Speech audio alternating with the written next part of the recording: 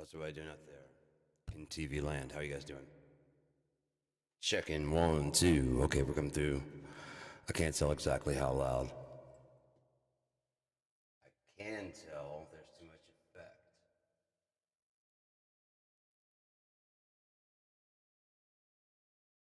Give me just a second. Get the chorus off of here. There's no reason for chorus during talking. Okay, so this one is going to be about mixing and mastering. Mike and I are working on some songs with Troth. Troth is a two-man band. I'm in Michigan. Mike is in Canada. We've been working on music for quite some time now, man. I mean, since like about 5 years or so. We've got several songs. We got like, I think a total of like 8 songs, maybe. We're going to be doing a new EP, LP type thing coming up soon. Why is it so much quieter? The signal isn't reading strong, but I think it's coming through. Anyways, so we're working on that stuff for Troth, and we have several songs from back in the past, and we agreed this time around that we would do about 4 songs. We'd get 4 songs ready before we drop the EP, LP, whatever the extended play, long play, whatever like a 4-song banger is, and so we've got 3 songs pretty much done. We got to write the 4th song, and then we're pretty much ready to go, man. And it's really crazy how fast the last one came together. It was really cool. It was really really cool, and it feels it's a really good, interesting song, I think. And so In doing that, I've had to mix and master the songs and stuff. Well, again, we're a two-man band thing. You know, I mean, we pass files back and forth. We talk live on Jam Kazam, and we come to a meeting of the minds of what we want to work on, what style we're going to do. You know, what chords, what feel, all that stuff. It's a yeah, it's a co-written thing. It's really cool. But so I like sharing what I know, and I won't say I know more than Mike, but I've checked into I've studied a lot more of this stuff than he has. Sheer necessity. I've had to since the '90s. I've been recording myself, and I haven't had any help with that, so I had to do what I had to do, and that included learning mixing and mastering a little bit. I'm not like really great at it.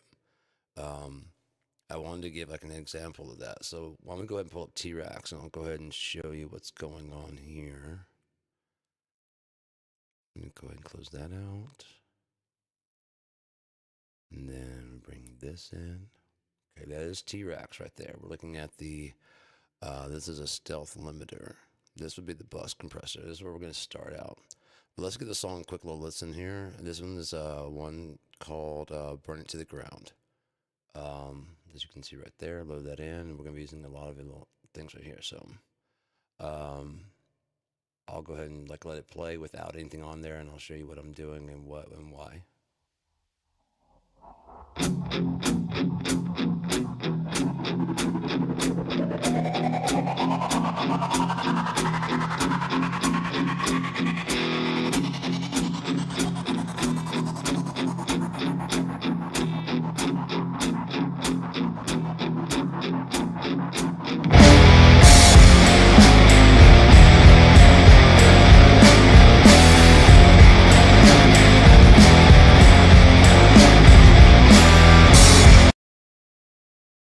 Sorry about that. That's a bit loud. Let me see if I can bring that down a bit. I wasn't expecting it to hit that hard. Um, is there an input? No. Damn it. I need like an input on it like this one has. So why don't I move that to the front side then? We'll move the compressor to the front side. And this will give us good reason to start right here. Tabs for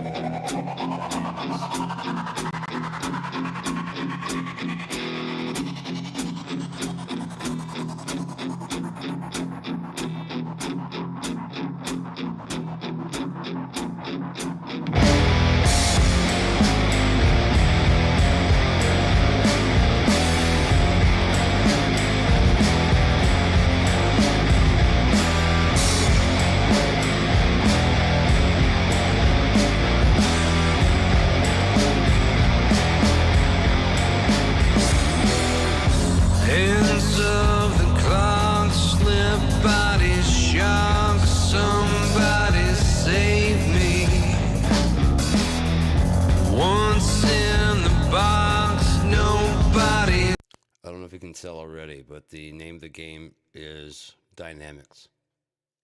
Dynamics, man. It's completely the makeup of all things that sound musical. The reason things sound musical is because they breathe. They it ups in dynamic, it lowers in whatever. And music is just sound waves, right? So in order to make it sound musical, you could have a 440 sine wave just going, and then you'd use like a compressor like this, and you increase the input, you increase the attack, the release, and whatever, and the distortions and things like that, and so it can go.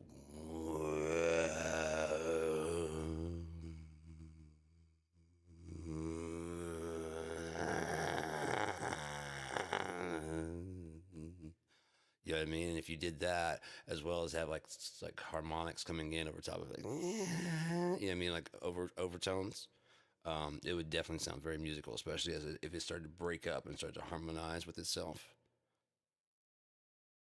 octavized and things like that. Yeah, it would like the subharmonics and stuff like that. If you get those in there, it would sound very musical because it's like I said, it's breathing. It's not just sitting there stagnant, just And so by that, I mean, it shows that even if you have dynamics in there, dynamics are far more important, I would say, musically than even EQ.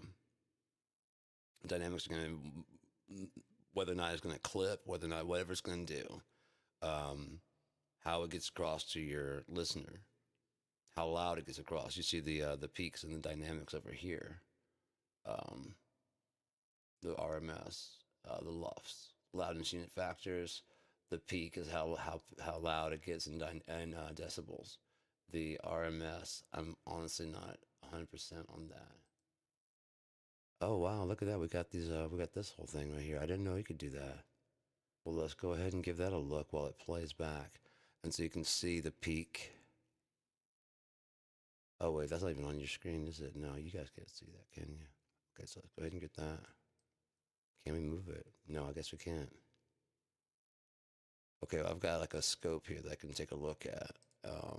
That's pretty cool. I wish I could show you guys, but I can get a better look at what's going on here. It's got a oscilloscope. It's got VU meters, left-right meters, mid-side meters. It's also got a graphic EQ look, as well as a man. I really wish I could move the screen so you could see it. But anyways, let's go ahead and give it another listen here. Keep an eye on the peak.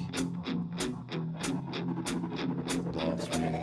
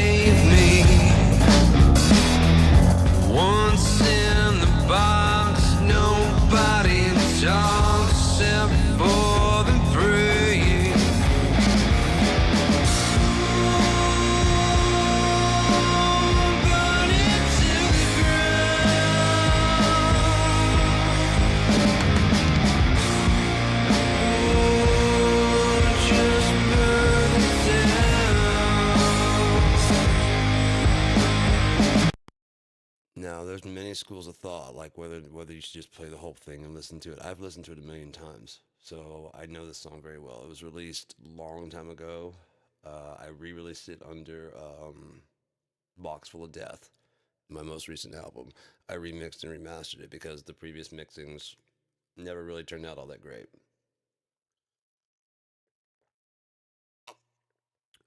Technically, this one was mixed. I don't know if I ever got this to the mastering stage or not. Sometimes I master it right there in the box.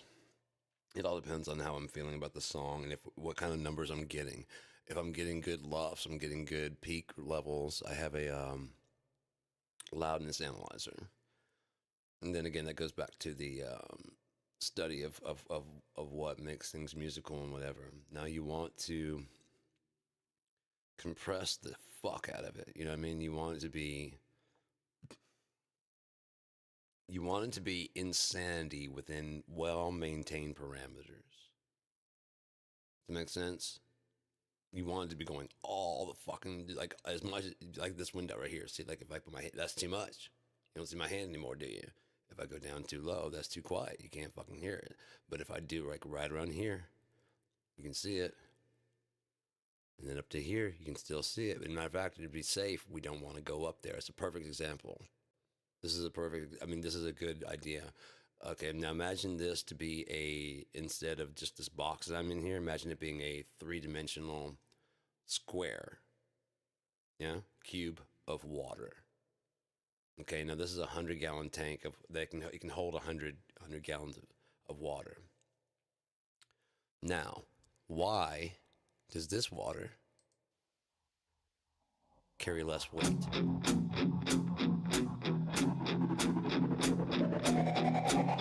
this water? Feel that? I'll listen to it.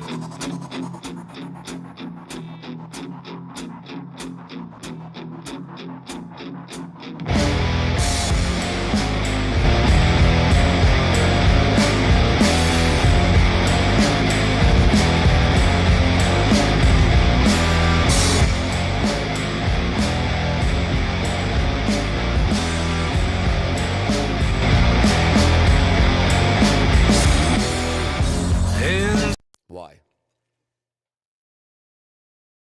Why is that water heavier? Because it's more condensed. Your first mix that you'll make when you make off the mixing off the main dry mix, that will be off your two bus. That will be plain water, if you will. This is a way to add flavoring and condense that water to be a denser, thicker soup. You want it to be viscous so that it still flows very nicely. You know, like if it was a can of soup, if you put soup, then sure, you've got a ton, way more. I mean, this much cream of mushroom soup, you know, imagine that across the line here would be way more than the entire thing filled with water. The weight, the actual heaviness of it. So it seemed like there'd be more, even though it's fit in the same amount of space. Does that make sense? So these compressors basically just squish the fuck out of the water, you know what I mean? And just press it down until it becomes thicker water. It's still water, it's still viscous. And if you turn on the side, it would still pour out, but you're trying to cram as much water into that without you want it to stop here, because this is going to be in transport. Remember, this is going to be that's too far. See, this is going to be, you want it to be flat across, maybe like right here at max. You know what I mean? Because if you go too far, you could blow somebody's speaker. That's actual distortion. Like distortion on a guitar, that's a different kind of distortion. Yes, it's like there's a different type of distortion. Whereas this type of distortion will blow speakers out. There's too much amplitude, too much, too much volume. The cone moving back and forth can't replicate that, because it's basically pushing forward constantly, because there's not allowed to breathe. And cones are supposed to design to move back and forth, aren't they? They boom, boom, boom, boom, boom, boom, boom, boom.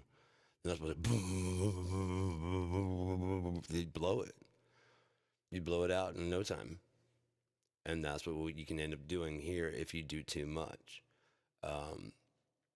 Now they recommend there was a whole loudness wars in the. I really hope this is coming through as loud as I'm hoping it is. I can hear it loudly. I'm hoping it's coming through. I really don't know what's going on with that. Why it's coming out quieter? Let me try and check something real quick and see if maybe. What is the output there? That is output 1 and 2. No, 3 and 4. Okay. Check 1. Could it be the input? I don't know. Anyways, it's coming through live here. It's coming through solid, but it's not reading as strong here. It's got me worried because, like I said, there's a little bit of theory and stuff, and I don't want to be wasting anybody's time just talking and still it's whisper quiet. But so it's in transport. This water, this container is going to be in transport between you and the listener, with a radio, in a car. There's various ways for this psychoacoustic experience to reach the listener's ears, streaming on and on.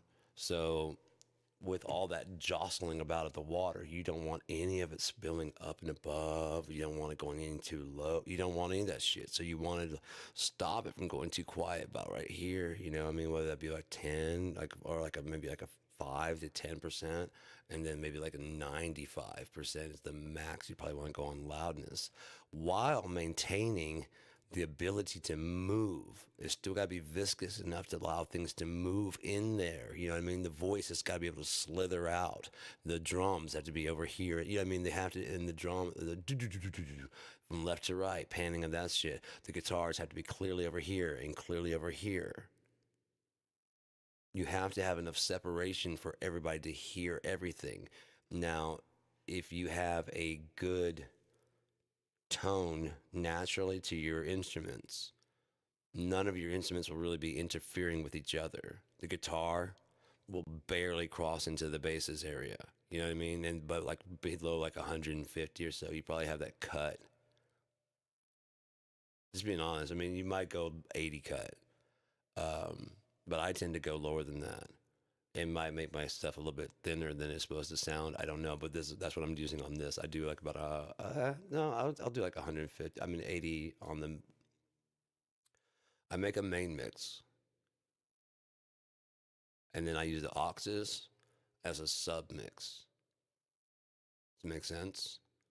So when I'm making my mix, I'll mix all the guitars and stuff. I don't have any real. You look around. There's no real amps here. There's not even any really drums. I have the E drum kit over there, and then I have all my guitars, and then I run that into my pod farm, my pod XC, Line 6 pod XC, and I need some juice, sorry. Dry track that into my computer, or I run through like um, Amplitude 5, pod farm, platinum. I've got THU Essential. That's free right now, by the way, so go grab that shit. Lots of very small ones like a TT15 from Black Rooster Audio. Um, Revolver. I have Revolver 4 producer. Just on and on, dude. Audio Assault. They're one amp blocker. I have that, and almost all the stuff that have with that. I prefer not to have any. They have a lot of stuff that's like demon or whatever, like demon speakers. I just personally don't. I mean, I've got so much of their stuff. I really don't need those demon speakers. I got nothing against anybody who wants it. You know what I mean? They're based on the Hesu demon speakers, like the DEMON, and they do theirs the HS instead of HESU. They just HSU and the DMNs to represent the demons. And I just don't want. I mean, if you could like get the speaker cabinets without those, like you pick which speaker cabinets you want in there, I'd probably buy them without the demons. And if you want to make fun of me, people have in the past, I don't care. I don't care. I want my shit to be clean, dude. I don't need any fucking demons in my shit. Fuck that. And the thing is, that it would have been much better. And I wish I was trying to get across to them. They based their amp, one of the amps, off the I think like the Randall Satan or something like that, but they call theirs the Hell Beast. It's something like it's like the Satan or something like that. I was thinking it'd been better to call them the Demon Slayer. They called it theirs the Hell Beast instead of Satan, and it'd been called if they called theirs the Demon Slayer because theirs is only like $15. It has multiple speaker cabinets. Now the head for that thing, and this is reproducing about at least 80 to 90% of that amp, and it's really good. It's about $15 instead. So talk about fucking killing that thing, man. I mean, it would kill the Satan thing if people found out that's a damn near identical model you can have on your computer. Change out the speakers instead of $666 for the head and then like another like 1,000 for the speaker cabinet. It's $15. Oh, you want extra speakers and shit? Those are like $5 per pack. Sometimes you can get deals where there's like fucking 4 for like $10. It's ridiculous.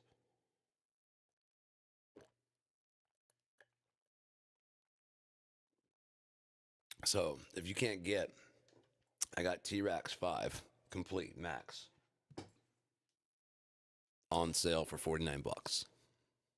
All this shit. So we got dynamics here, but watch this. Check this out. Oh crap! I'm on the wrong screen. I forget this on this screen over here. Okay, so we're showing all. See all this shit? This is a limiter. I mean, you got all this stuff here. These are reverbs, reverb, de-esser, a moo compressor. This would be a Neve EQ, mastering EQs, Pultec EQ. I believe that's a Pultec. Maybe it's a SSL. I'm not sure. No, there's the Pultec right there. So yeah, I think this is an SSL. And then this is like a modern one that can do. I've got that actually right here. Let's see. So as you can see when I light it up there, boom.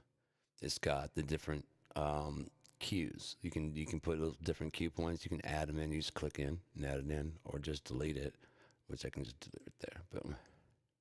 See, but the cool thing about this, I can grab this point right here. See, now I go to this. I can decide the shape of it, whether it's going to be like that, or it's going to be a regular standard issue, whatever. If it's going to be a shelf, it's going to be what. And you can see, I can obviously put weird things in there. If you want to just put a break in the signal at a certain frequency, you can do that. So after you're done with that,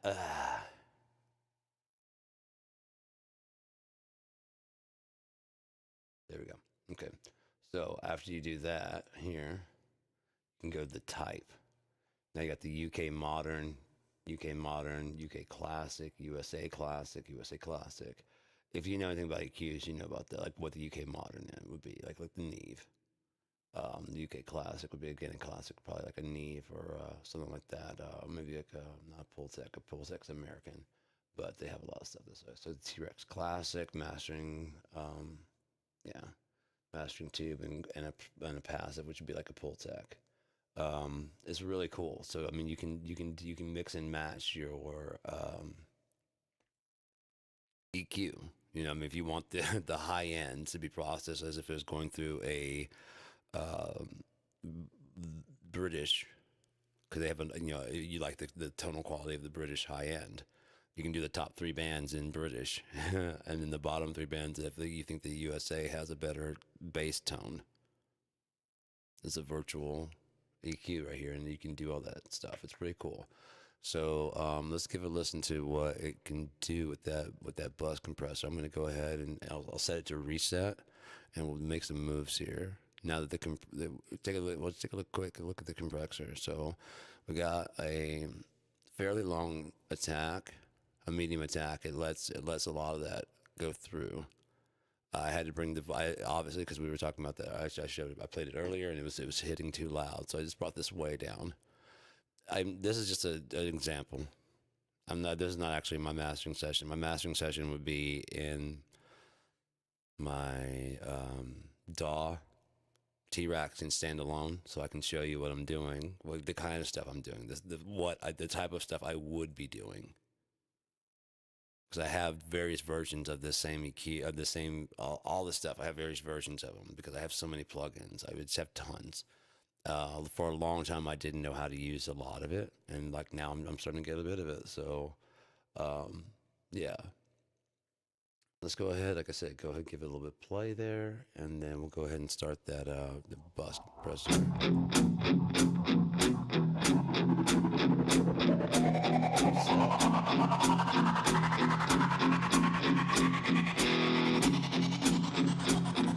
Kicks it all the way. I know I'm not about 4 to 1.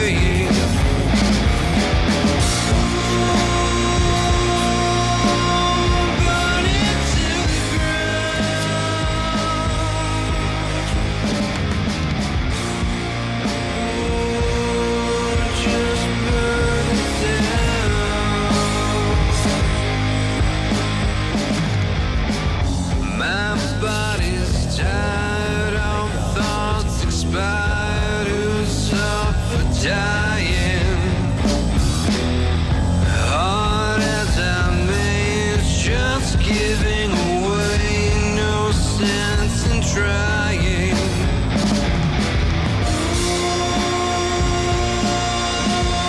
Burn it to the ground.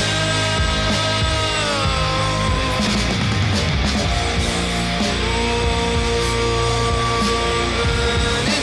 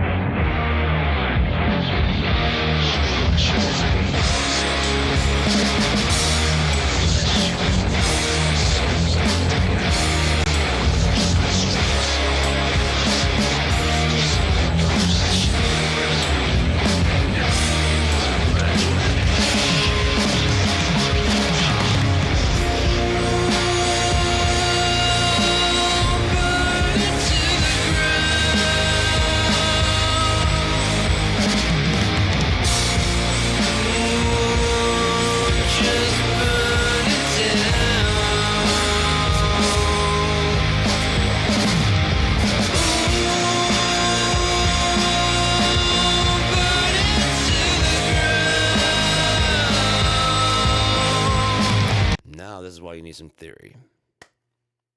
In the late 90s, they had their volume wars. That's when they discovered exactly what volume and loudness is. But I was talking about the whole soup idea, you know, and how to get it as best sound.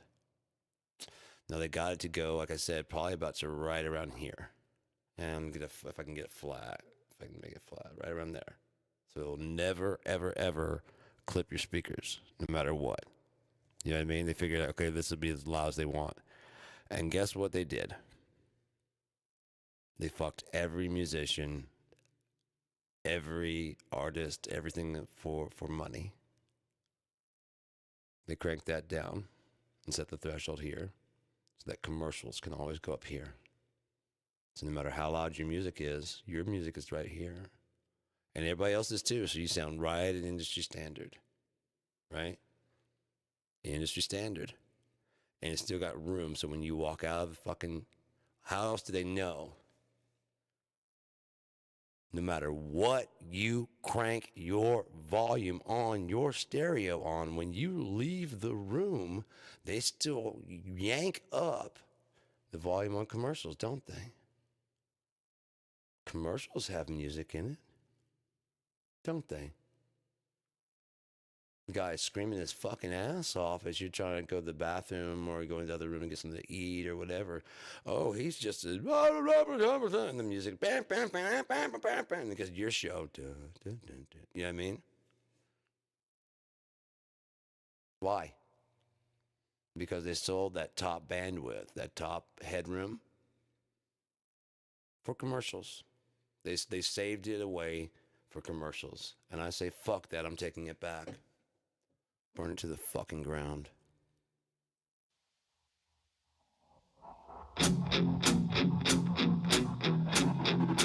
So next, I'm going to add a little clarity to the mix because it wasn't ready.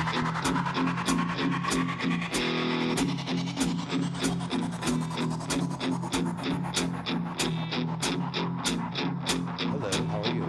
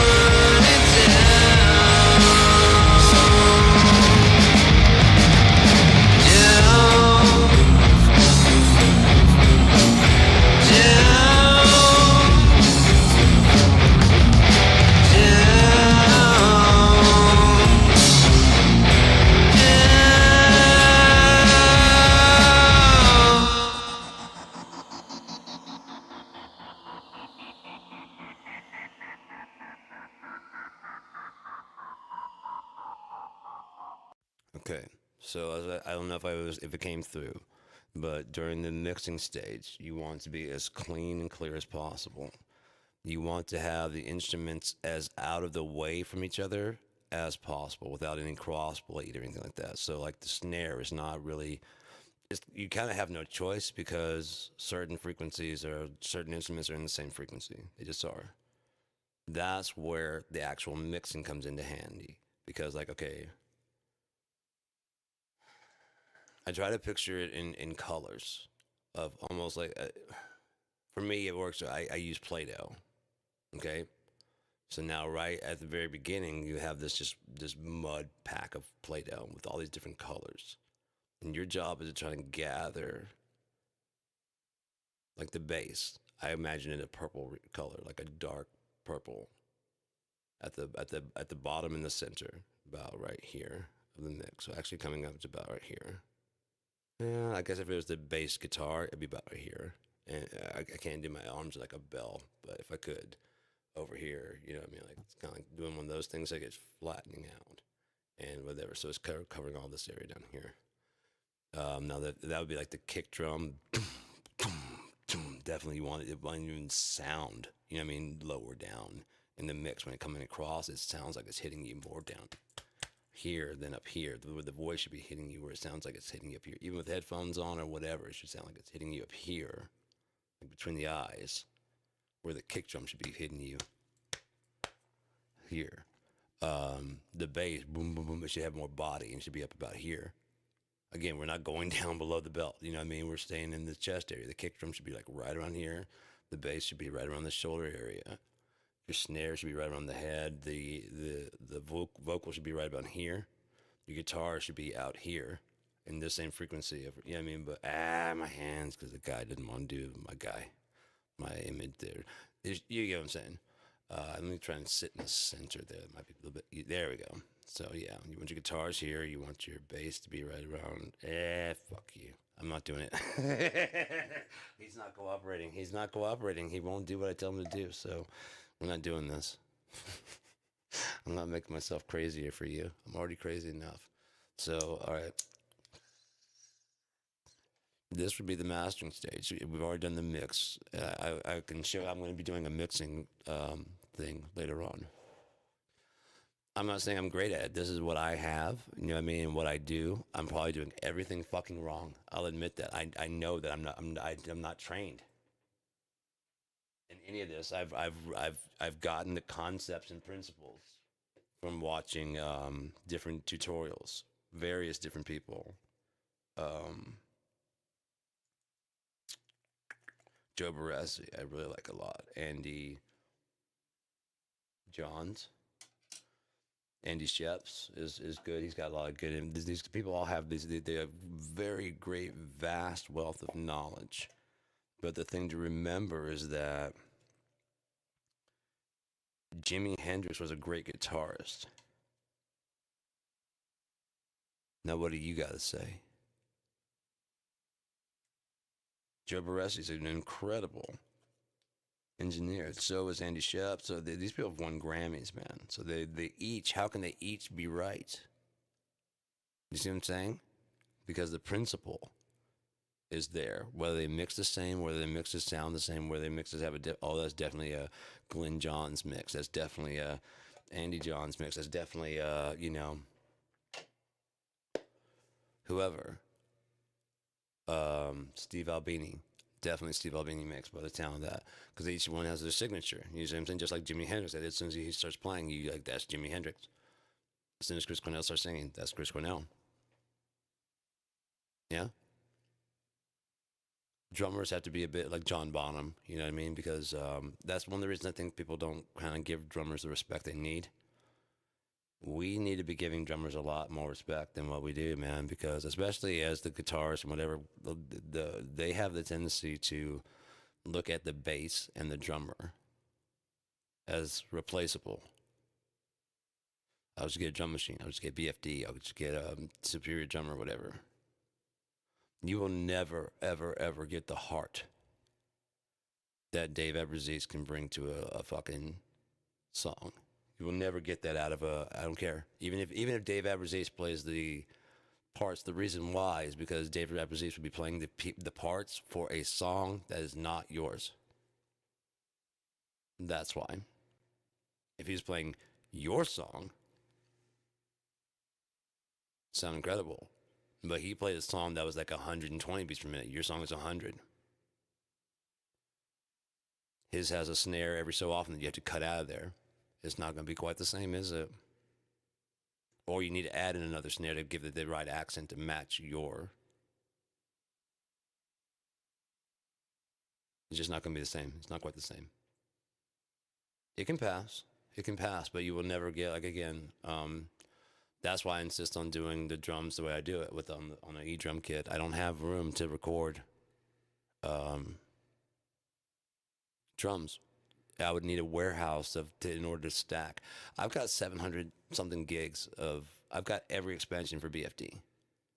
That means I've got Jim Scott's kit. I've got Andy John's kit. I have Joe Baresi's kit, packs. There's whole packs of drum sets that they did in different studios and stuff, like some Sound City somewhere or done it. It's nuts, man.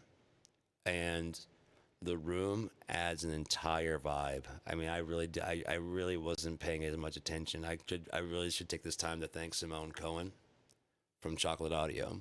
He makes the BFD expansion packs, and I did a song on one of my albums. It wasn't this last album. I think it was the album before. It might have been this album. I'm not sure. But I used his pack, and so I sent him. I hear all the time how people like overly produce and whatever.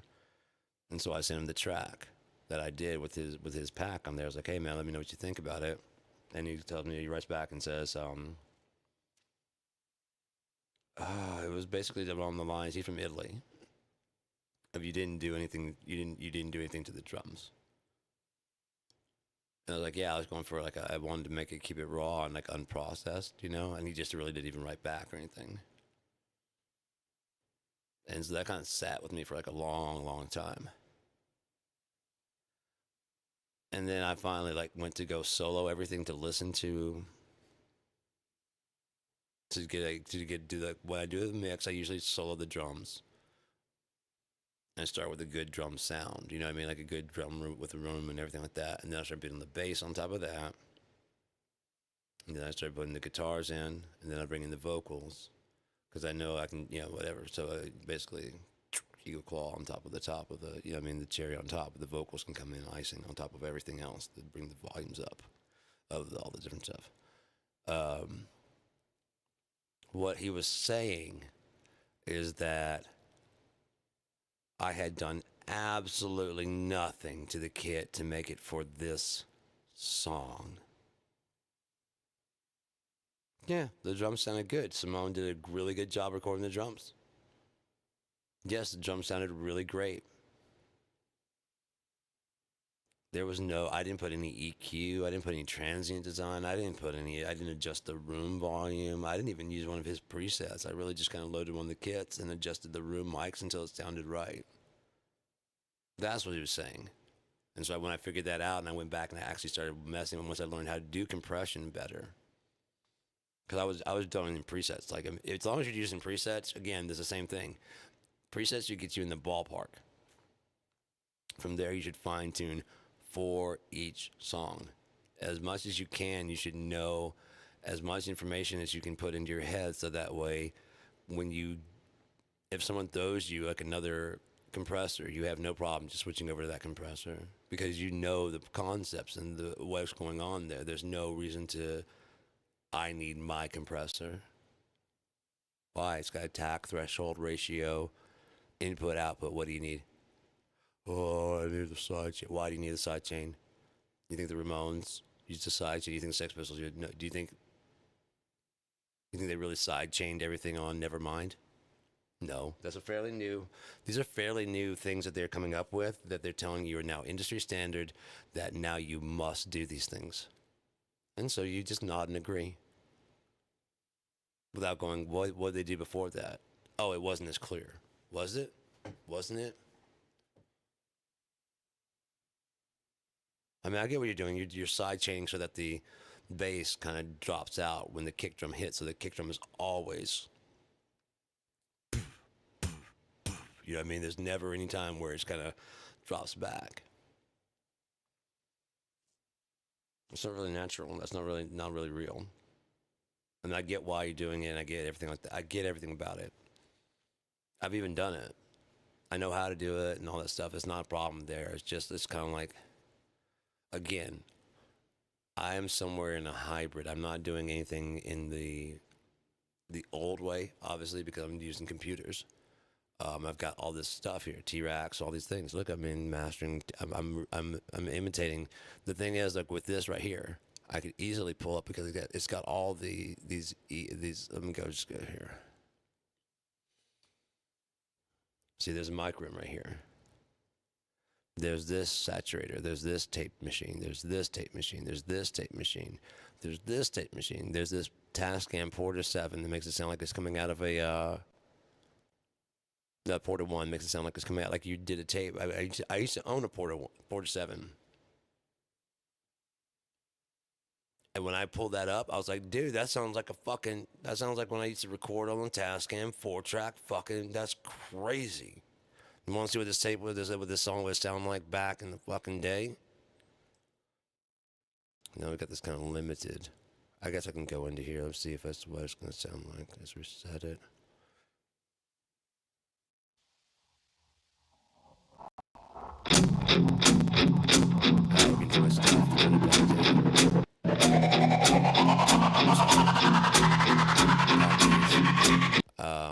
I should have, it's just running too much stuff. I'm surprised it's actually doing all this, but let's go ahead and listen to it and see what kind of signals we're getting.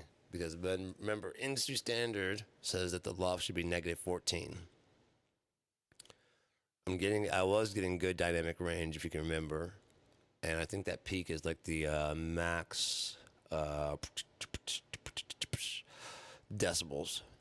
But I'll watch and see because it's that -84, and that's what this is reading -84, and that's reading -9. So you can have like near zero decibels, near zero, and still not have the lofts. Because you haven't squished all the sound into there while still, like I said, maintaining. You want to have insanity between well-defined parameters. Go nuts between these parameters right here. Between here, that's about as max as you want to go. Now, if you have commercials and stuff, you're probably going to bring that down by here. And then quietest that you want to go is somewhere around fingers, stupid, face, head. Go do the thing. Damn it. Anyways, you get the idea. Somewhere in that area, I'm not going too quiet. And somewhere in that fucking area where it's not too fucking loud. You get the idea. I don't have to fucking do a straight arm. I'm not Elon Musk. Fuck. So let's go ahead and give a listen to it without anything on it and see what happens between the two. See what kind of, I'm going to leave that compressor on there because, like I said, we're going to grab that beginning part because it comes in hot. The actual mix is pretty loud. So, let's go ahead and compress it. This is what we started with.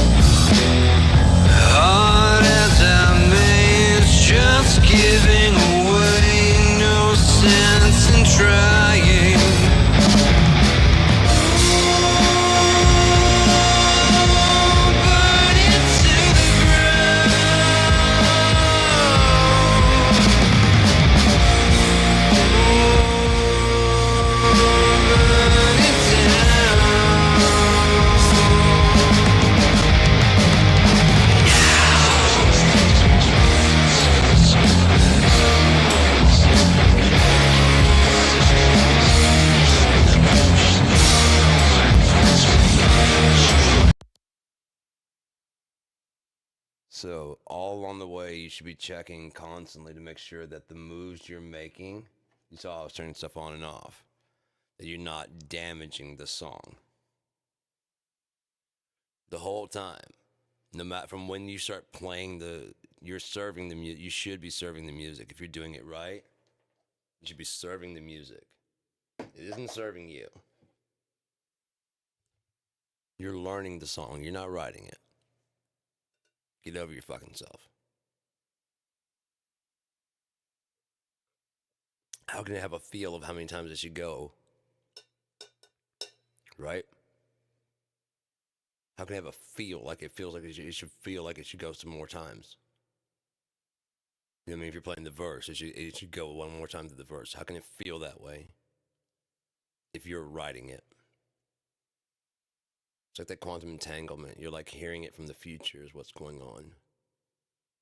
When you hear that melody kind of floating down, whatever it is, and you go translate to your guitar, to your instrument of choice, whether you're playing the drums, whatever you do, you're learning what you heard in your head. Get over yourself. That's why Quincy Jones had the no ego, leave your ego at the door policy.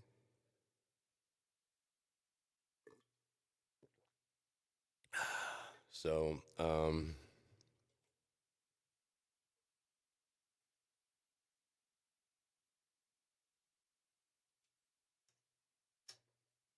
once you get to that kind of level, you know what I mean? It's like, great, you're great. So is he great? He's great. They're great. She's great. He's great. She's great. They're great. They're great. He's great. She's great. They're great. They're great. They're great. They're great. What? You want a fucking award? Well, you got a Grammy. What the fuck else do you want, man? I mean, come on. You are a musician, right? Football players don't get, excited. I mean, they get excited to get a touchdown, but they're not like surprised it happened. They want it to happen, and it does happen. Basketball players,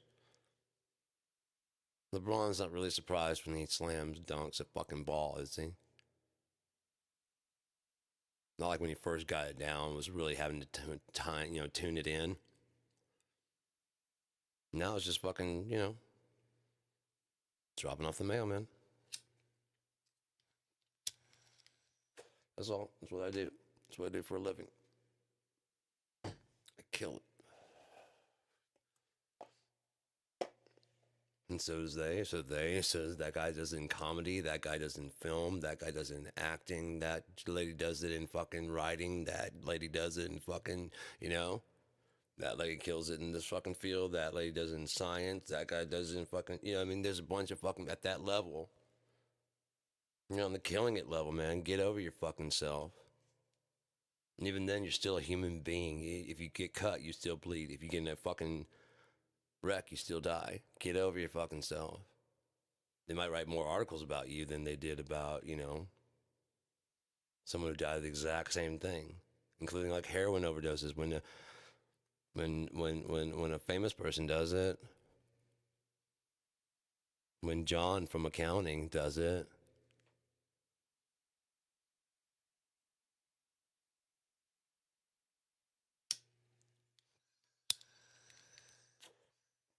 you don't see collective grieving. So why do we pedestalize these people, man?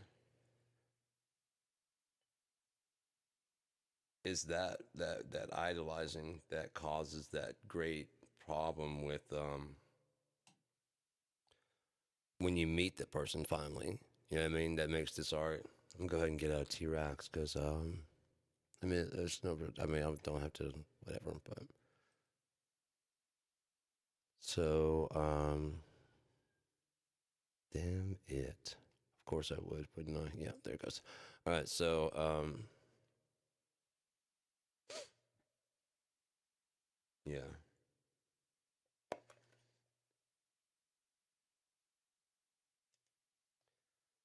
Whatever I was saying kind of shot out of my head, and I wonder why that is. Got too much shit up in there, anyways. There's a saying that they have that a well mixed A good mix doesn't need to be mastered. And I get that. I understand what they're saying. It doesn't need any touches up. It doesn't need any workings. It doesn't need any fine tuning. It doesn't need any extra work. I get that. And that's the kind of mixes I try to do. I want to do. I'm not sure if I get them or not, but that's what I'm shooting for. That's what I'm trying to get. I need to get more accurate and more accurate monitors and stuff like that, and an actual room for mixing and mastering, things like that. You know, I mean, it would be good. I'd like to be in an actual studio at some point in time and see what kind of damage I can do there. I bet I could probably do some pretty good shit. Now, all those things I did for the mixing and mastering, don't try to do that for every single track. And I mean, I don't know. One of the most often changed, the two most often changed pieces on a drum kit are the kick and the snare. Because it just adds a little different flavor to your sound throughout the album. You know, you change a different snare every so often, then you try and find like a snare that matches that, hello,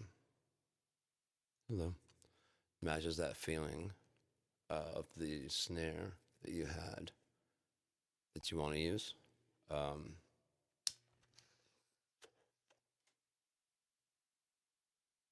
Yeah. So you use all these different snares in studio. And either you get a couple different snares for your kit, or you try and find one snare that does everything. You know, one that's got like the sound that you like. A little bit metallic pang, but it's also got that wood snap. You know what I'm talking about? And then you get someone like Ron Dennett who can actually do that shit. And like, yeah, I know what you're talking about. And you get your snare, and it's like, and it's like both of that wood and the pang of the metal. Man, fucking, he's a genius, dude. He really is. I've seen some of his sketches he posts on Facebook. We're not friends. I follow him on Facebook, and time to time he puts up posts about things that he's doing. Dude's smart. He just put up one like a diagram of a thing. And I was like, oh, you're reinventing shit. Whoa, dude. And the only thing he put on there, like, what common flaw do all kick pedals have in common? That was the only post he had, and as well as the picture of the diagram of it was as a early diagram of what he calls as the Da Vinci pedal.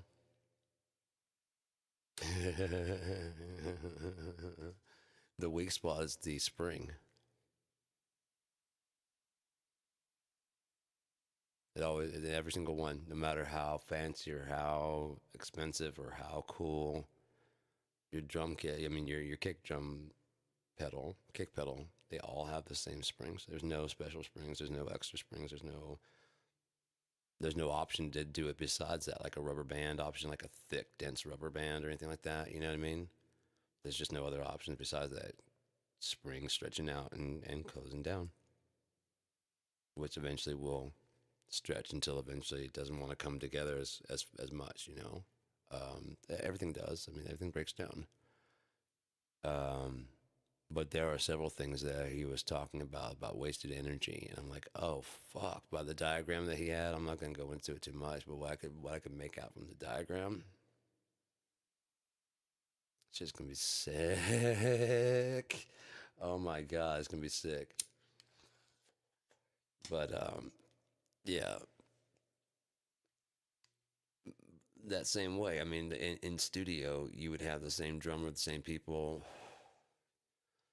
More than likely, the guitarist would be able to switch between amps, and the singer probably have a bunch of different effects and stuff they can swap through and everything like that. But the drums tend to stay the same. And I don't think that's fair. As a drummer, as a fucking fellow musician, why can't they play?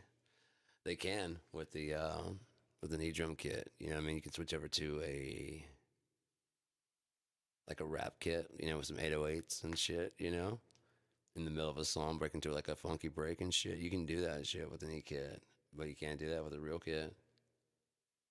Again, if you have a funny lead singer or something like that who can vamp, because the guitarist is probably gonna be. I mean, more and more everything's going digital, so they're gonna be taking digital rigs onto stage. The this V amp like I have, not V amp, the Line 6 pod.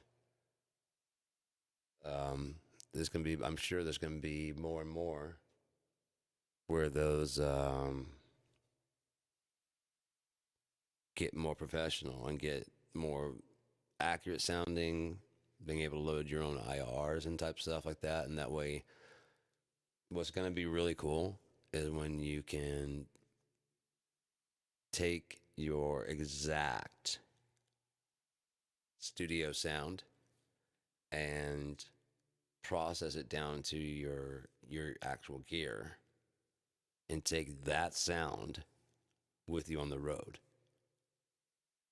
It's going to change everything. I mean, they've already got the technology basically, but they haven't really maxed it out. Like this pod, like I can go through and I can set on the computer. I can tweak with the effects and stuff, so that way I don't have to touch the front panel. And then I send that effect once I get it all set up. I can send that over to here, and it's the exact same sound because the speed diff and everything like that is it's just tweaking the knobs that I would be tweaking over here. It's just tweaking them on my screen. I just send that sound, copy that preset over to here, and now it's on my thing. As long as I use all the sounds that are in pod, and the pod sounds really great, man. The pod, that's what I've been using on my demos, like when I've been playing and whatever. That's not been an amp. It's not been an amp sim. That's been my pod. A Line 6 Pod XT. I mean, it's probably like what 2000 something or another. It was a time when that was like the height of technology, dude. And it sounds fucking great. I love it. But I've never been one that's been really super crazy, like nuts about. It's got to be tube. It don't got to be tube. It's just got to sound good. It's got to sound like a real amp. That's why I want it to sound like a real amp. It doesn't have to sound like the real amp is supposed to model or whatever. But that's fine. I don't care. I just want it to sound real and actual, like it's a real, genuine thing. That's actually whatever. So there's coming a time where you'll be able to the E drums. We're gonna be able to do what an acoustic drum kit can do. The reason it can't right now is it can't do enough zones. Right now, there's like a maximum of about like 3 zones, maybe 4, like on the cymbals. But they don't have that capability on the toms and stuff. And so if you hit on the edge, around the edge of the drum, like near the rim, it gives a different feel and sound than if you hit in the center. And then if you hit there's like if you imagine like around the outside, and then there's in the center area, the before you get, and then there's the bullseye area. So if you imagine 3 rings, that's about the zonage of there. So it needs to have 3 on that, and then it needs to have like about 2 or 3 on the edge. And then for true accuracy of an acoustic kit, it would need to be able to. There are 2 things it'd have to do. It'd have to be able to do deformation, like track the pitching as you give too much hitting. If you hit too hard on it, it deforms the head. So it's like boom. I mean, so the head actually drops. So it needs to have a little bit of pitch adjustment, especially on the higher intensity. It would be easier to just as it gets higher, it also sends a pitch to just tweak the pitch, just either up or I don't know if they push it would be higher. I don't know, but it would sound. It would give it it'd give it a very much more realistic sound. To just adjust the pitch just a little bit because the head, like I said, will deform a bit. But also people tend to put like a stick in the center and push down and tighten up the head so it goes higher pitch and whatever as you mash down in the center. So yeah, the only thing that isn't capable right now is stacking, and even then I figured out a way to do that. But I mean, it's with the E kit, you're usually not really one of those people that you're more of a percussionist that can play a drum kit like myself. Um, yeah, I mean, I'm not on the. I'm still on the level where I could use a helping hand from the computer to help quantize my performance so that I'm actually, one, two, three, four, two, two, three, four. I'm gonna slip. I'm gonna slip. I practice and I work on it, but man, it's just like I mean, I'm human. I'm thinking Dave Abbruzzese and those type of guys, Neil Peart and stuff, are fucking more machine, John Henry style. You know what I mean? Oh my god, dude, those dudes are fucking insanely good. It's crazy.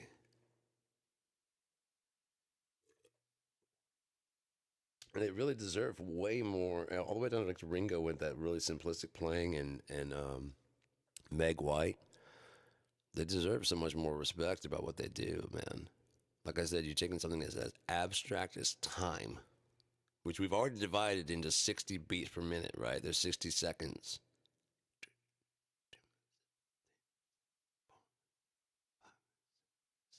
We've already divided it into 60, right? So they're taking that,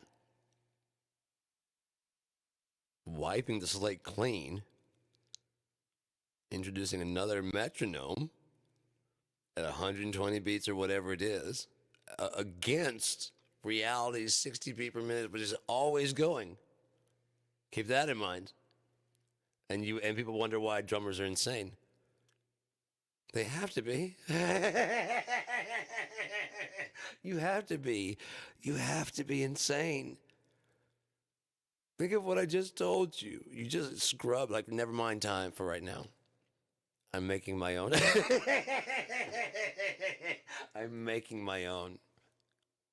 We're in this together, and we're about to just we're not against you, but kinda. We're unified in this front. And it's our goal to do maximum damage. It really is. So that when you leave, you're like, oh, fuck, that was fucking good. That's every fucking, yeah, that's why I say you killed. Right? When a comedian does well, when if you, oh, we killed tonight, man. If we plan on doing maximum fucking damage to your brain. If you're high, we gonna take you higher. Oh shit. All right, so speaking of getting higher, um,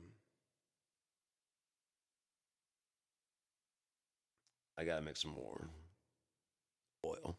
I gotta do that today. You gotta decarb it and stuff. There's a whole process. It takes about 6 hours to infuse the oil.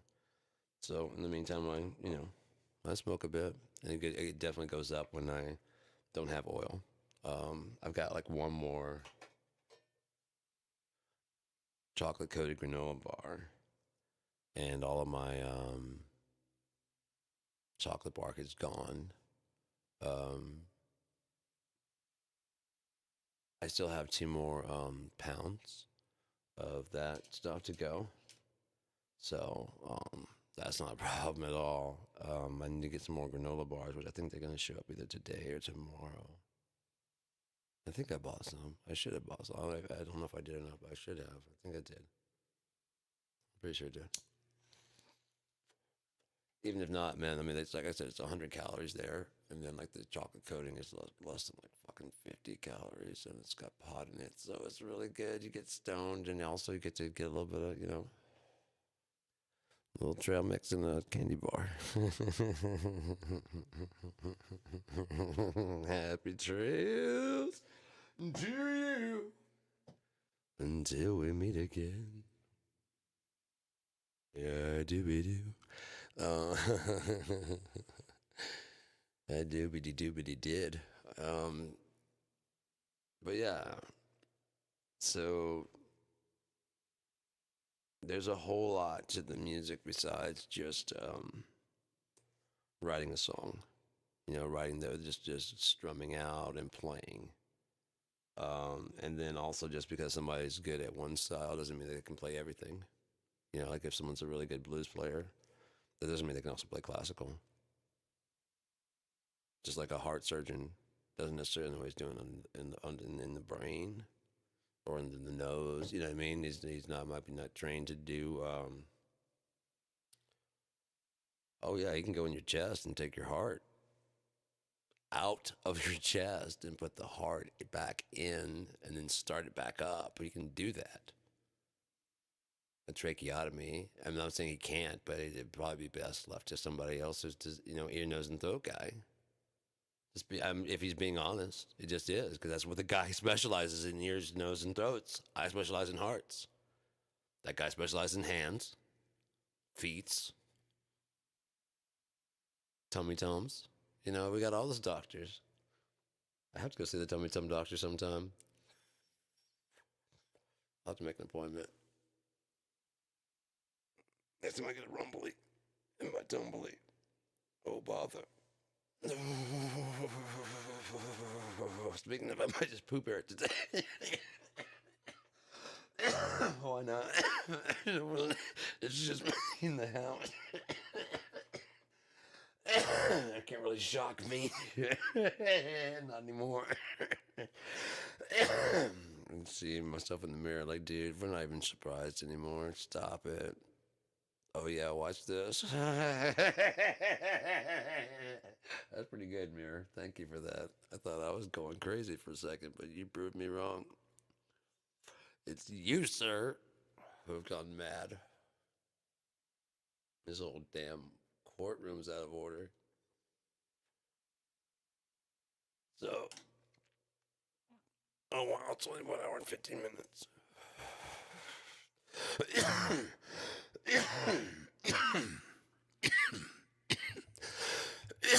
Pardon me. I don't mind starting from scratch and doing another one real quick either. So I know I'm going to be using that stealth limiter. Let's try another TAC. Equal, that works pretty good, and so does that bus comp, but we'll go ahead and get rid of that right there. The compressor, we'll leave that on the front end for, let me see if I can get a Pultec. No, what kind of EQ would have, just a brick wall limiter, that would do it. I mean, I could bring out Old Blackie. That probably would do a pretty good job too. Let me see.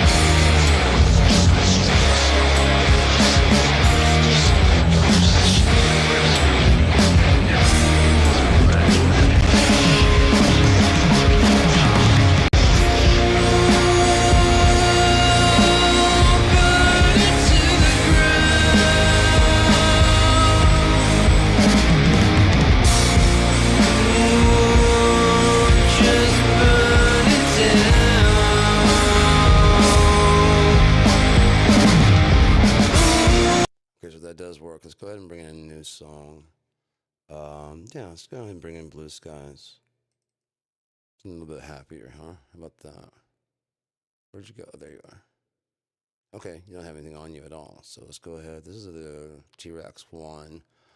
It can do a lot of stuff, as you can see with the, let's just go ahead and give it a listen real quick. Volume, bass punch, analog. Let's turn the analog down, transients up. Bypass for right now.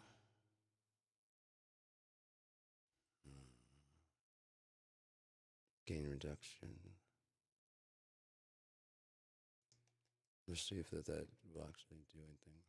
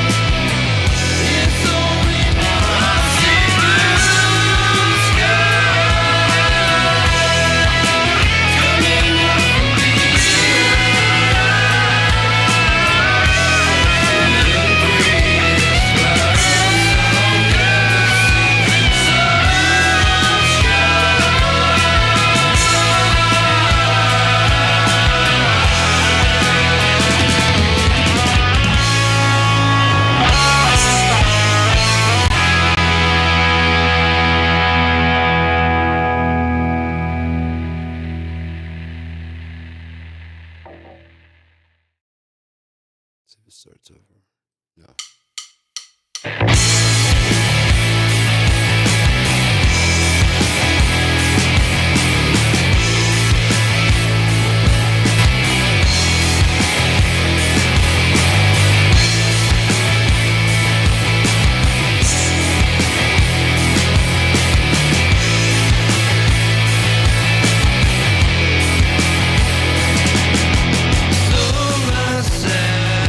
Wasted Sunday.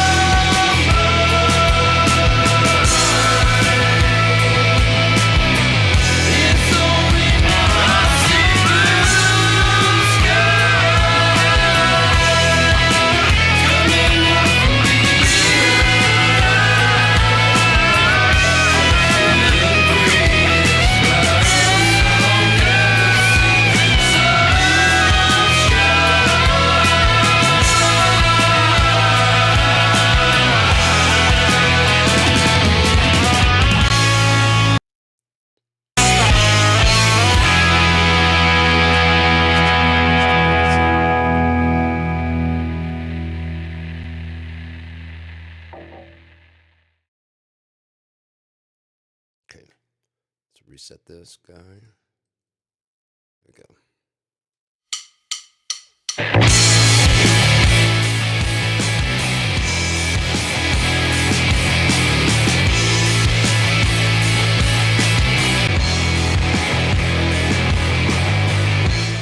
Truly 90s.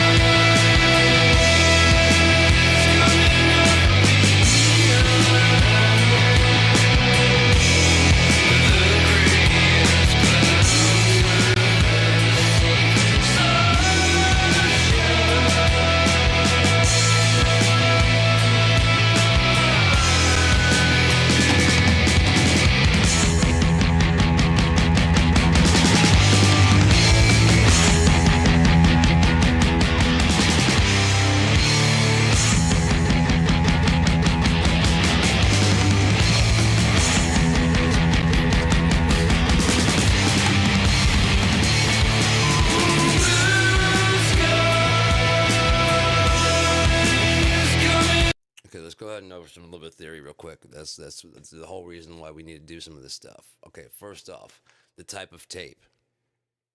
I'm sure someone's probably thinking, how do I know which type of tape to use? What's the 250? What's the 456? What's the 499? What's the GP9? These are different types of tapes from different types of manufacturers, I believe. I'm not 100% sure on that. I do know that there are different types of. Remember how I switched to tape 1 to tape 2? That kind of thing with this. These are different manufacturers, so there's different types of tape. How do I know which one to use? I can't tell you. What I can tell you is that how I tend to do it is that by feel. As it's coming in, I listen to it, and then I tend to turn the bias up a bit. Now, I have other tape decks that do it. They have like a +3 and a +5 bias. That's really easy to do because you can just switch between the three, the two, either off, +3 or +5, and so you can just quickly select through that, and then you can select through the tapes. Because I have many of these type of plugins, not quite like T-Rax, but I have this type of tape machine. Oh crap! You guys haven't even been watching this crapping hole, and you've been looking at my stupid face this whole time. All right. Let's take a look at what we've been doing here. Jeez Louise, I'm a silly pants. All right, so let's start over here. We have the Block 76 compressor on the front end. But I'm stupid. So we adjusted that.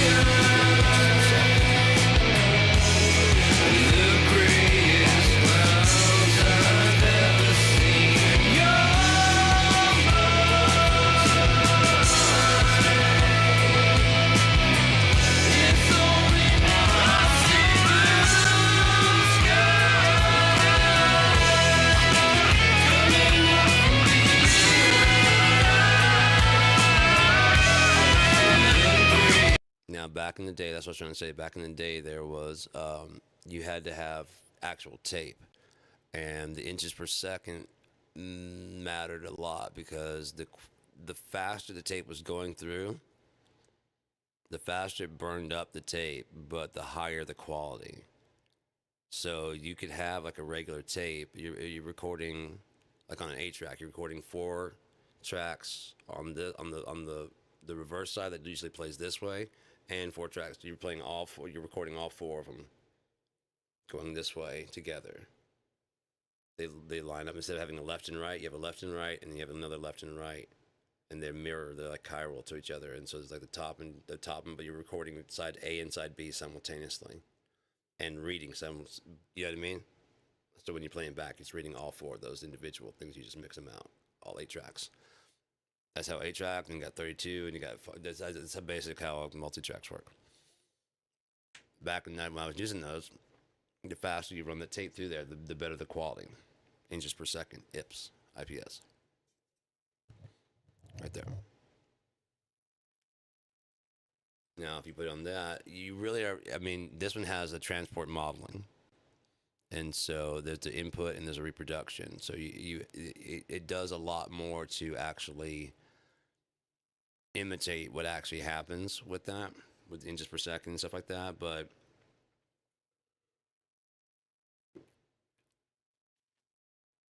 it's I won't say a nominal or minimal effect.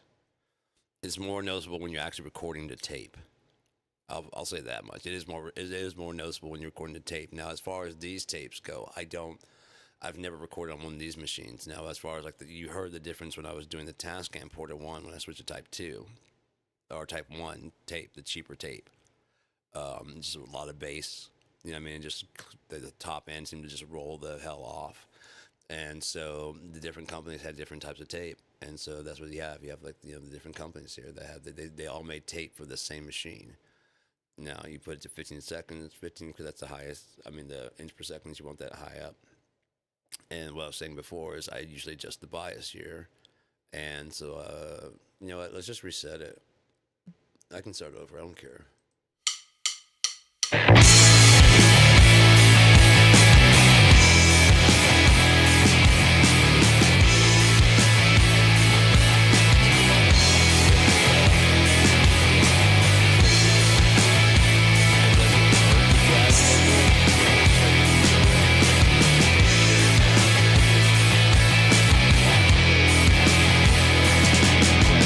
So I sat and wasted so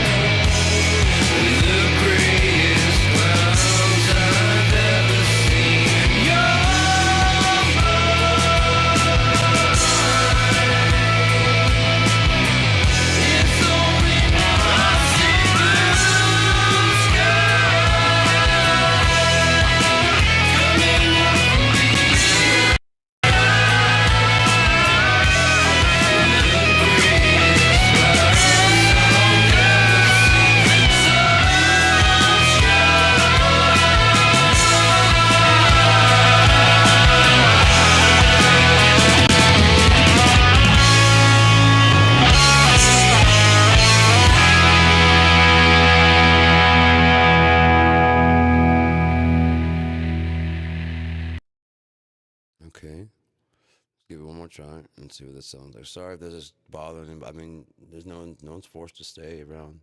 I'm just doing a little bit of, a semi demo of things you can do. Instead of using a compressor at the back end to bring things up, you can try a saturator, a clipper, or a saturator. There's several different things you can try. If I decided to use a saturator here, there's one, isn't there? That's what I was going to go to next if I couldn't get the results I wanted there. And that's what's great about this is like, unlike the actual real world, I'm not going to get the exact results. I know that going in.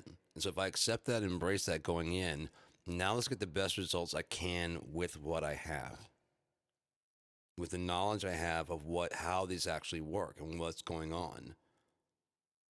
And don't try and make it sound like a Neve. Make it sound like an EQ. Don't try and make it sound like a Pultec or a whatever. Try and make it sound like a compressor. Yeah? Stop being so obsessed with the what the name on the fucking thing is. It doesn't matter. How did you make it sound? You can have a fucking Neve, and you can make it sound like shit. So what was the point of buying that $70,000 mixing board? You can get the outboard compressors and shit, and then not use them correctly. So what was the point of that shit?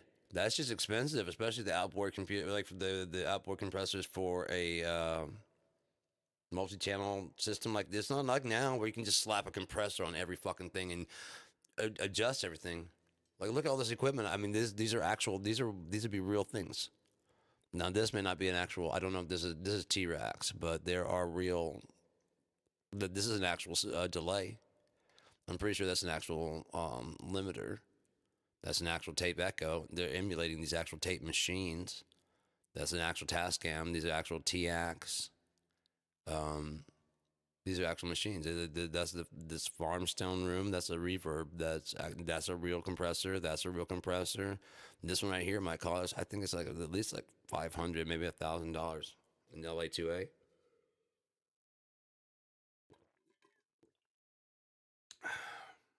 This whole system, although not 100% accurate, fairly accurate, cost me $49 for all these fucking plugins that I can run as many instances as I want inside of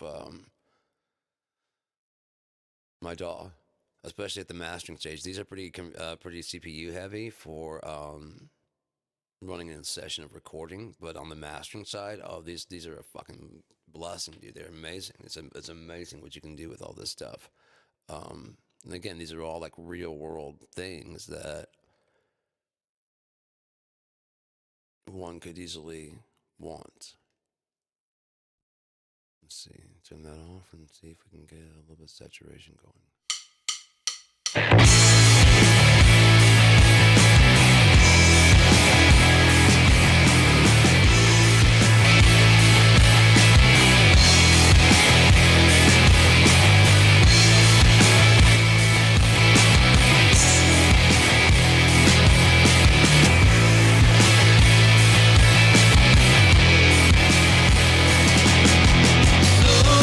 Sad and wasted sun.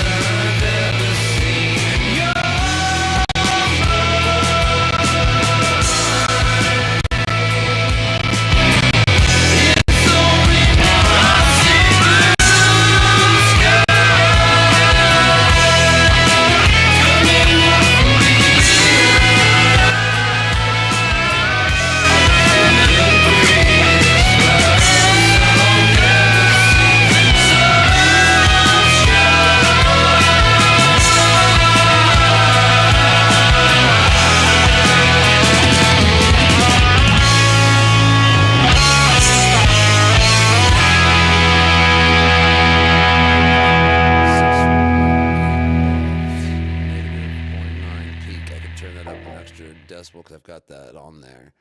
But that saves us a little bit of room to play around.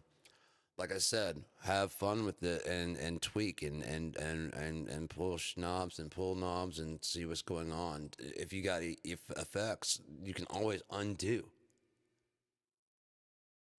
I highly recommend watching as many tutorials from as many people as you can. Don't just sit there, oh, I got compression.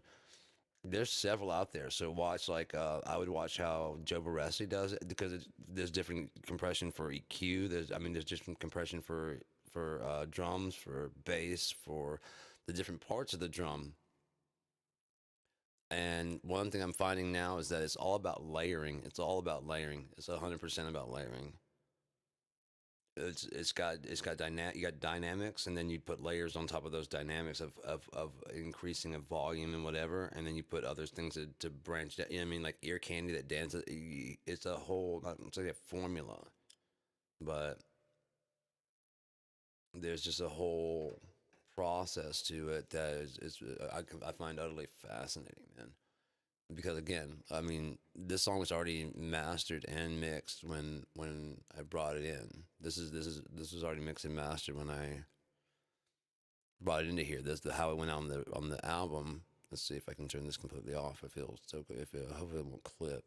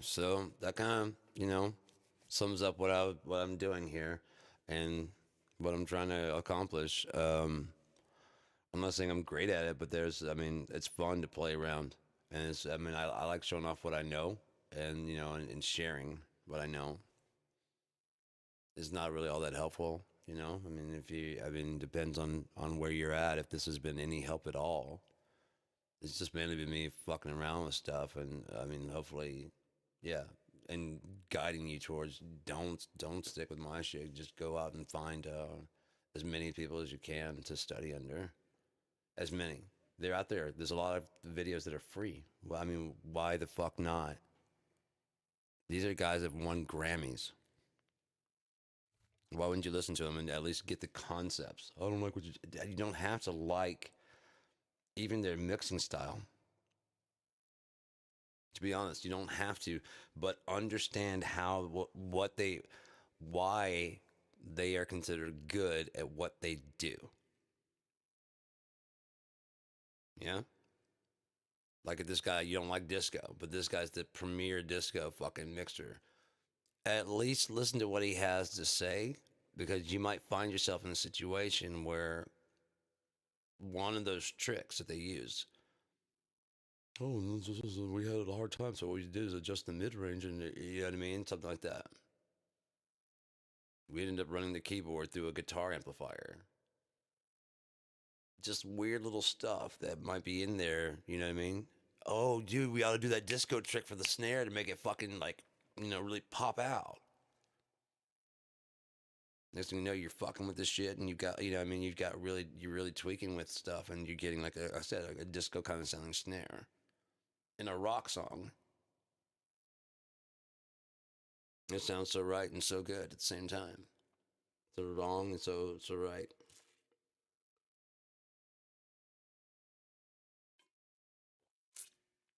But again, that comes like where you start conceptualizing before you even hit record. But nowadays, if nothing else, learn how to mix and master, and so that way, if you ever do get your stuff signed, you can have an input on how you want your sound to go from the very beginning.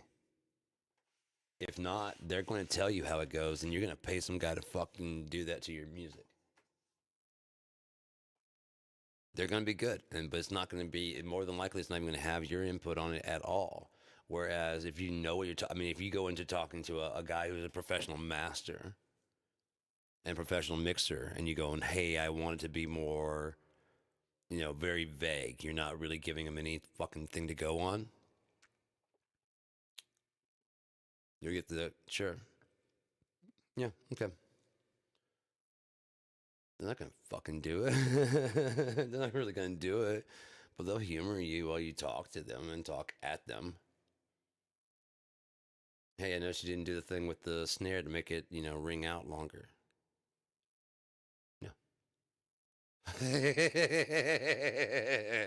Why? Because the guy that signs your check and my check said no. If you go in and go, hey man, are you familiar with the? I don't want to insult you, man. You're familiar with the Glenn Johns technique, yeah? Well, I'm gonna come up with like a new version of the Glenn Johns, Glenn Johns technique. I don't think it's John Glenn. No, it's Glenn Johns. It's fucking, I don't know. I'm too stoned. It's too early in the morning to be thinking about that shit. um, yeah, is it 5:14 a.m.? Is that what it really is? I don't know if it is or not. No, it's sun's coming out. What the fuck is wrong with my computer? Anyways, crap. What are we at now? About 2 hours. I got about 5 minutes. I can sum some things up, and then I'm gonna go have some coffee and start my day. Start my day. Get my day off with some coffee. Um, yeah, with this modern age like it has, there's no reason that you shouldn't do at least pre-production of your song before you ever hit a fucking studio. There's absolutely no reason. The computers out there nowadays are fucking inexpensive. The interfaces are, if you actually give a fuck, like many people claim they do, you'll put your money in there. Oh, never mind. You find a way, man. Trust me, as a person, like I said, in the '90s, you just had to have the equipment, or you didn't have anything. There was no there was no virtual mixing boards. There's no virtual DAW system. There's no virtual tape recorders. There's no fucking, none of that shit existed, man. So you had to get a goddamn job and work your shit. You know what I mean? That's what starving musician. That's what the fuck I mean. Because all your money doesn't go to fucking. It goes to fucking. Do you think this shit just appeared here? No, each one of these is a cash transaction, motherfucker. This shit was a transaction. I won't say cash, but it was a transaction. This mixing board, this keyboard, all this shit that you don't see here, the shit that controls all this, the computer, the two screens, some of it has come to me free, like the Korg NanoPad. Some programs and stuff have been gifted to me by some really fucking cool people and cool corporations, man, cool companies like Soundware. I got Octane. Um, there's several things in there: Octane, Silo, and crap, what's the other one? Vibe. And there's a fourth one. Oh, I think there's actually, those are all free right now, honestly. I think like the original pack, Soundware, Octane, Ties, Silo, and Vibe. I think they're all free because there's a new pack that came out that I think it's like the Octane 2 type thing, you know? It's a synthesizer that has a bunch of sounds. And they're all, I mean, I got everything. I got their complete original free. Again, it never hurts to ask. Christmas was coming around, not this year, but last year. And Soundware had a post up about their sale. And it was like $10 for like, maybe like $15 for their Octane, I believe. Maybe it's $10 for Octane, and they hadn't got, they gave away Ties for a little while there. But they were having a sale on each one of them. They're like, you know, $10 or $15 each, and there's like, you know, four plugins. And so I just, on a joke, I wrote to them in on their post. I was like, "Dear Santa, I've been really really good this year." And I, you know, I was going on kind of laying thick about how, you know, times have been tough, and I need to, you know, and I sure could use some new plugins. You know what I mean, Santa, that kind of shit. And then all they replied back was, "Check your inbox." And so I went to my inbox, and sure as shit, they give me their entire collection free. Everything, all the sound packs. I mean, because like Octane's already, you know, dope as shit, but there's like hundreds or so fucking sound packs that go with it. So I was just fucking downloading. So we are right at 2 hours as of now. Welcome to the new hour. Bam. Kilogram, I don't give a damn. So why don't we take a quick little listen to, I don't mind run through it real fast again. Just to give it a little quick listen and see what we've learned. What did we learn? We'll do it. I'll turn it on and off to show like what the differences are. So this is Burned to the Ground.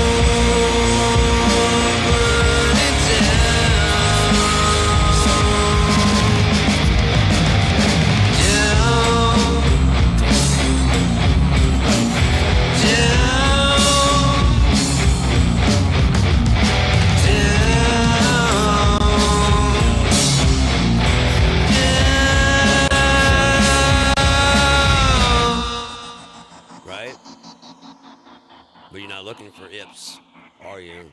Or the lever. You look for tape speed. You know what that means.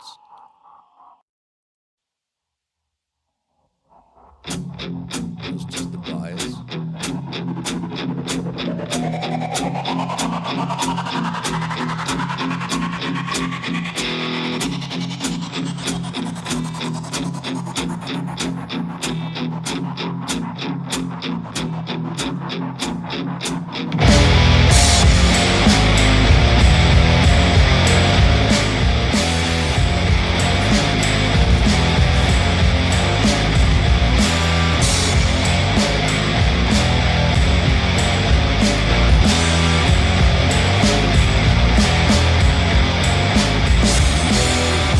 Hands of the clock slip, body shock. Somebody save me. Once in the box, nobody talks except for the praying.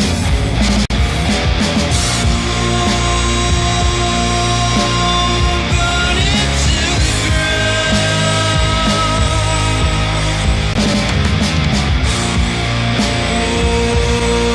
Just burn it down.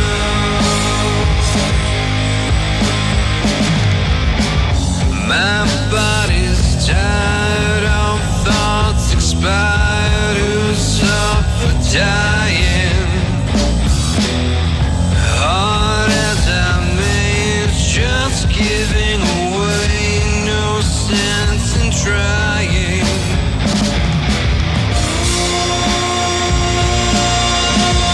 Burn it to the ground.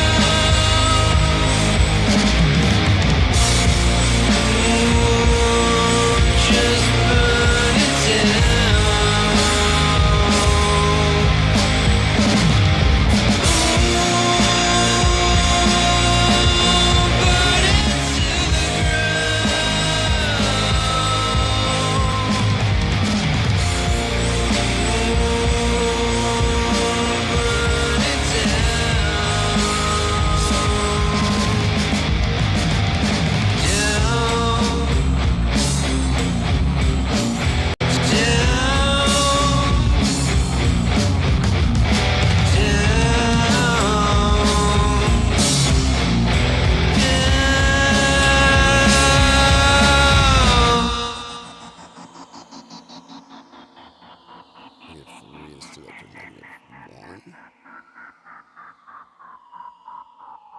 Start you back up again. The reason I do -1 is to keep it from ever hitting this. I don't ever want to hit your speakers. If I crunch or compress on my side where it's distorting or whatever, that's fine as long as it's not hitting your speakers. As long as it's hitting your speaker, like I said, like the ceiling, even if it's compressing and sounding like it's whatever, more than like I that's why I'm watching these to make sure that I'm not sending you out any red signal like this clipping. So it's not doing any of this shit. I'm not trying to do that. Trying to stop off the ceiling right there. And then, so it's coming up and it'll hit right there. And that's why they call it a brick wall limiter, because it will not let anything past. Like compressors will let shit go by. You know what I mean? They'll go by that, and everything that goes over that little ridge right there, they'll apply amount of compression to it, but it'll still let shit go over. The brick wall is a limiter. It's like, fuck you. This is as loud as we go. And so, yeah, when I put that -1 on there, it'll never hit. Hopefully, I mean, as long as I'm doing it like with this the output there, it should never hit your speakers ever. I mean, it might go. That's on my side. That would be like just break up and whatever. And hopefully, I won't ever do any damage to your speakers. And I also don't want to. I will never crank it that loud. But anyways, let's go ahead and try it again.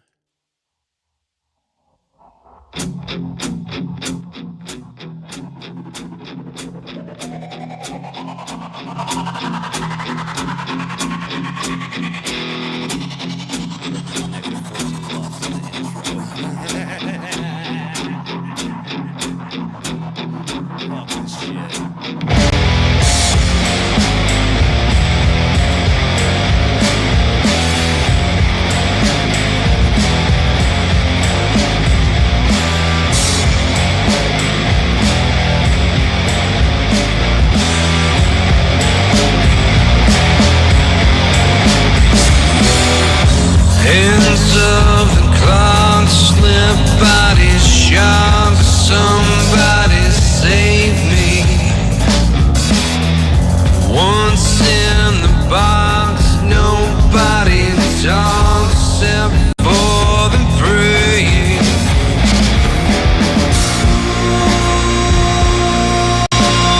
Burn it to the ground.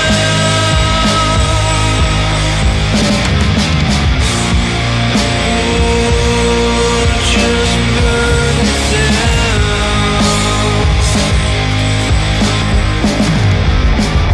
My body's tired of thoughts expired, who's up for dying.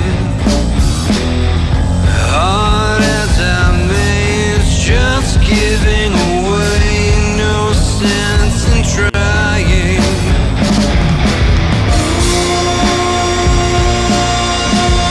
Burn it to the ground.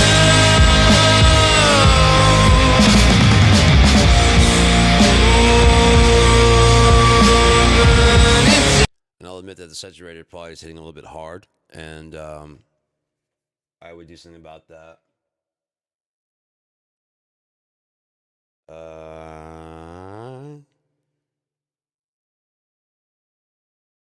Makeup gain output. Let's see what that does. Checking 1 2, checking 1 2, checking 1 2. That's a little bit too much compression output. There we go. Check 1 2. That's better, but it's more output than the gain reduction. Let's just go ahead and leave it there. That's cool. I don't know. Hopefully, like I said, hopefully the sound's coming through. It looks like it's getting good signals, but nowhere near as good as the music, nor as good as it usually gets. I don't know what's going on.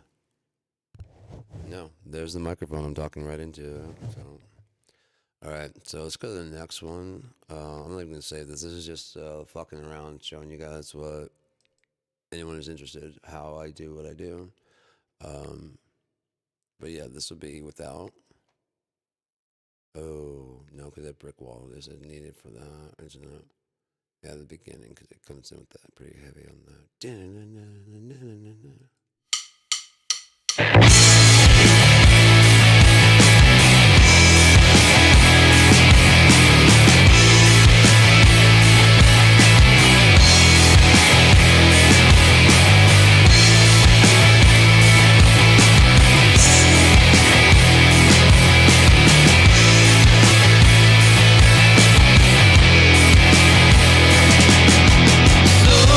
sad and wasted Sundays waiting all alone like something new. The burn is tasted, the witness is willing, and all day long, all I think of is you.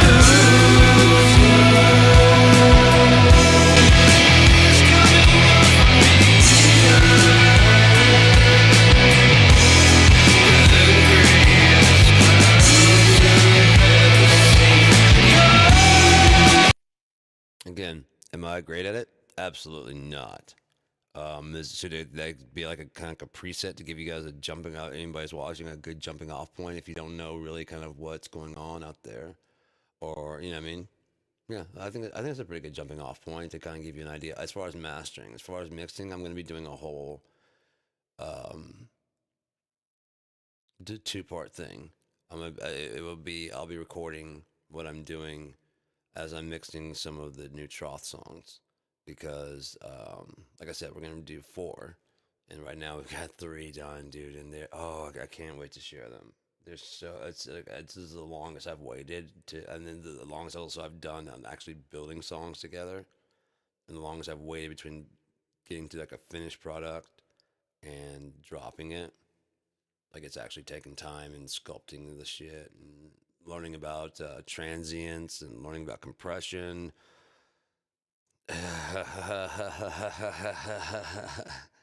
It's a two-man operation here over at Troth, man, and yeah.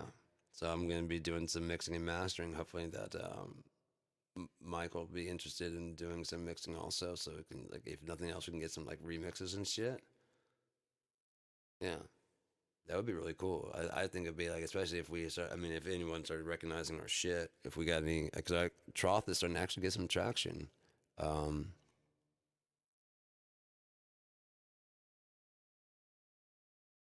so yeah, one more plug for it.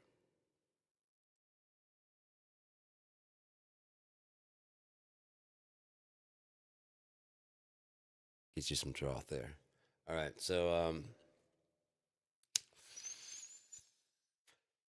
I'll be mixing one of ours so that Mike can follow along. I'll be doing the stems and everything for him so he can follow along. But then that one I won't share that one. Um, that'll probably be a little bit more quick in depth. I'm not as in depth. Then I'm gonna do like a full in depth one, like on each individual instrument. I mean, I'll break the whole mix down on each individual instrument and kick drum, snare. You know, when I get doing the drums, I'll do one on just kick drum, snares, and getting that all the sounds, I get the room sounds, and how I do it. How you do it is how you do it. You know, and then if it works for you, that's cool. You know what I mean? Glenn Johns has his way. Jim Scott has his way. Joe Barresi has his way. Andy Sheps has his way. I'm trying to find my way. I don't know what that is, but I'm trying. At least I'm trying. I'm not just listening to what the fuck people say about like luffs and shit like that. Look at that, dude.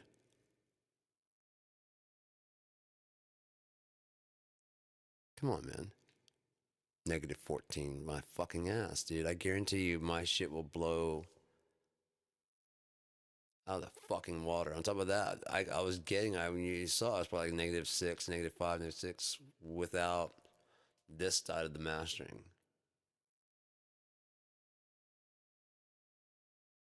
Ooh, that almost popped something. Wow. I'm gonna start doing that more often. Shit, just squeeze that shit up and just let it go. I just feel like I got some wings or something. We had to, that's how we walked.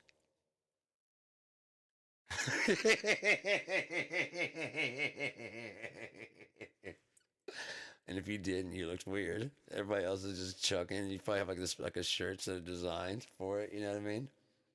Are you getting chafed around your neck? Yeah.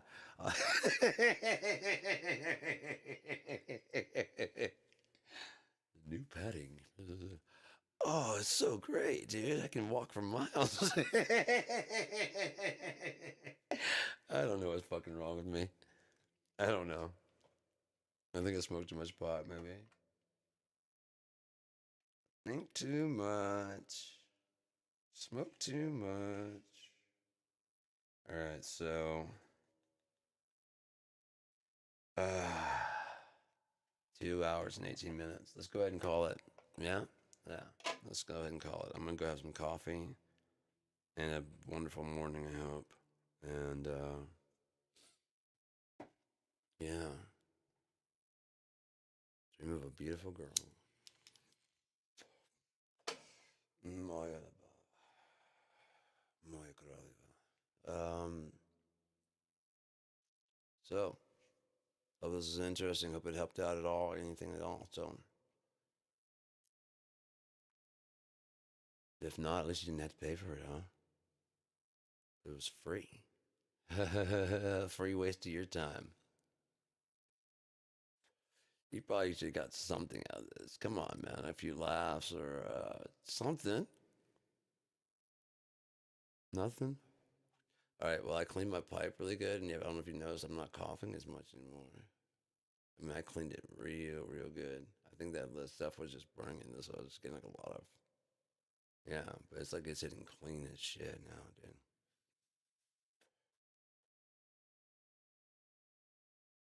Spoke too soon.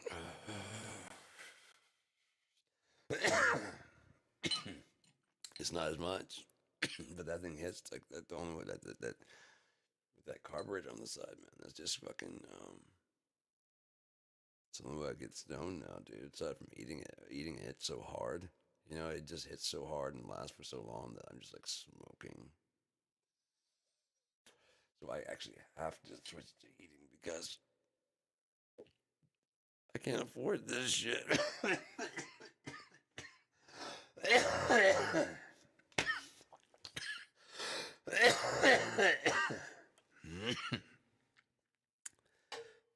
This is Sean Battle signing out. Thank you for tuning in if you tuned in. If you didn't, thank you for tuning out.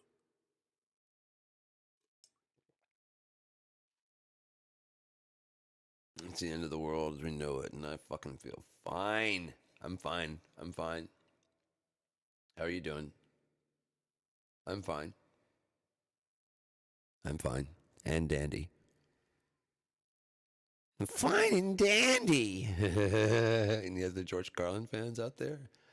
Anything? Nobody? No.